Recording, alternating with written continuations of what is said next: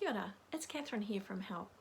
This week I'm continuing to talk about what parents can do to keep children safer. Last week I talked about creating a culture of respect for and protection of children in our homes and families. This week I was going to talk about some situations of higher risk, but I've decided to just focus on one: blended families. That's because here at Help we see so many people who are abused in this situation. So this is not to say don't do it, as there can be many great things for children being in a blended family. They get more siblings, get involved with new interests and activities, and have twice as many doting grandparents. And most children in blended families are not abused. But still, there is increased risk, and this needs to be addressed. So why are the risks greater? Well, the first reason is fairly obvious. More people have access to your children. The new step-parent and their wider family, so step-siblings, step-grandparents, step-aunts and uncles, and even step-friends. And these people don't come with a protective factor that develops when an adult looks after a child from birth. It's more difficult to objectify a child for the purpose of meeting your own needs when you've been involved in nurturing and caring for that child for its whole life. The second increased risk is that in the parental excitement of a new relationship and the potential for a new family unit, sometimes children can get lost. Being in love can feel great, but it also can be quite consuming, so sometimes there's just less of you to go around in terms of nurturing your children. A child might also feel less special in the new family than the child of their step-parent, or they might feel that they've lost their primary place of affection with their parent. And some children who don't live with the new family full-time can feel like they just don't belong. So these feelings can make children and teens vulnerable to sexually acting out on others, or they might be less able to ask for help if someone is abusing them. And the third risk arises through expectations of intimacy. The adults who have decided to blend their families generally feel emotionally intimate with each other when they form the new unit. It's this intimacy, after all, that makes them want to form the new family.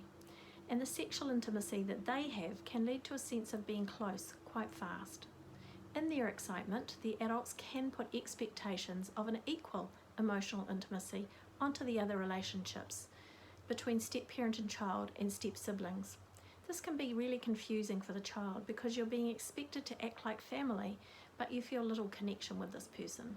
And just as an adult relationship, for step-siblings, sexual contact can stand in for an emotional intimacy which doesn't actually exist.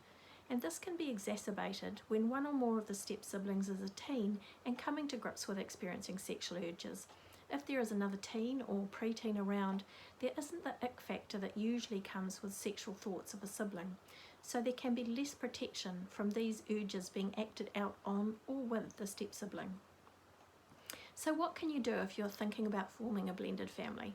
Well, first up, talk. Talk to your partner early on about creating a culture in the home of respect for and protection of children. Be explicit about what this means, what your expectations are about personal privacy and touching rules. Then check out the person and their people. So watch them around their own children and yours, remembering what's appropriate adult behaviour around children and what's not. This can be a bit more muddled in this situation when the potential step-parent is trying to make a new relationship with your child. But if it does feel muddled, just keep talking about it till everyone is clear. And also check out their people. Ask about any skeletons in the family closet. Next, support children to have a sense of belonging. All children need this, and they often have a strong sense of social justice or equality. So make sure that all children feel welcome. All children feel special on their birthdays, feel equally valued and understood by the gifts they get at special times, and get the same opportunities for holidays and after-school activities. Children also benefit greatly from one-to-one time with their parent or parents doing things that they want to do. So it can actually be tempting to do less of this when you form a blended family, as you want to build that new unit as quickly as possible. But actually, you need to do more. This helps you to have the kind of close relationship that lets your child know they can still rely on you and talk about their worries with you. And lastly, let intimacy develop, but at its own pace. Allow your children time and space to get to know your new partner and their children. Don't expect them to be affectionate and open straight away. Remember to keep supporting them to be the boss of their own body in this new context. Positive relationships are built by doing fun things together at the same time as allowing appropriate boundaries. For example, if your child is not comfortable being dressed by your new partner, don't force it.